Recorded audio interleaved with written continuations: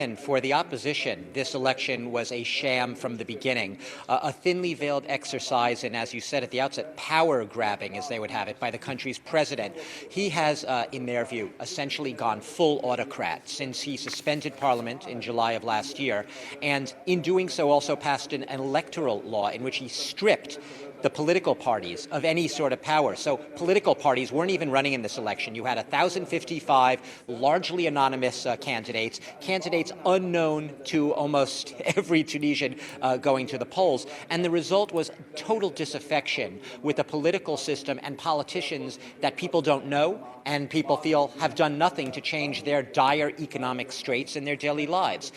This record, you mentioned that 8.8% turnout. Now, that as they continue to tabulate the turnout, that may be adjusted. It might go tick slightly higher. But the reality is, as it stands now, that means that more than 9 out of 10 Tunisians stayed away from the polls. That is a record, Tom, in low turnout in modern world history, not just Tunisia, not just Northern Africa, modern world history. You had Haiti in 2018 with, I think, 18% turnout, Afghanistan in 2019 with 19% turnout. This wasn't even half of those numbers, to give you an idea. So when people talk about disenchantment and disaffection here with the political system, it is no exaggeration. And as Tunisians wake up today, I mean, it was only yesterday, this first round, they're already a distant memory. A lot of people weren't talking about them yesterday, and they're certainly not thinking about them today. If anything is on people's minds beyond the daily economic hardships, it's the fact that what the rest of the world's waiting for is the World Cup final later today between France and Argentina. Now, as I was saying, Doug, the opposition is now saying that the president where you are should resign after this embarrassing turnout and that sit-ins and protests should be held. Where does this all leave the country's leader? It leaves him obviously in, you could say, a weakened position. It's true that he has been declining in popularity. This is a president who was elected with massive popular support back in 2019.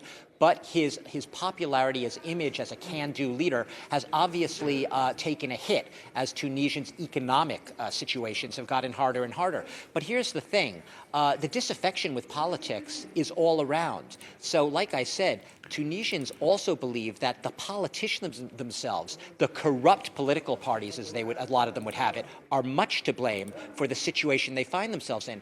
And they're not all pointing the finger of blame at Saied.